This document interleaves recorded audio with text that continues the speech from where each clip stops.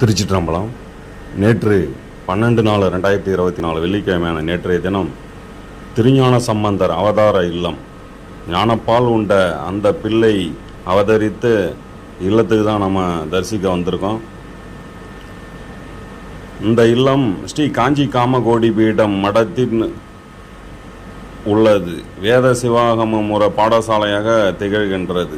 கிபி 7ஆம் நூற்றாண்டில் சிவபாத இருதயருக்கும் பகவதியாருக்கும் பிறந்த ஆளுடை பிள்ளை தந்தையோடு நீராட சீர்காழி பிரம்மபுரீஸ்வரர் கோயில் குளக்கரைக்கு சென்ற ஆளுடை பிள்ளை அங்கு தேவி பார்வதியின் கையால் ஞானப்பால் உண்டு ஞானசம்பந்தன் என பெயர் பெற்றார்.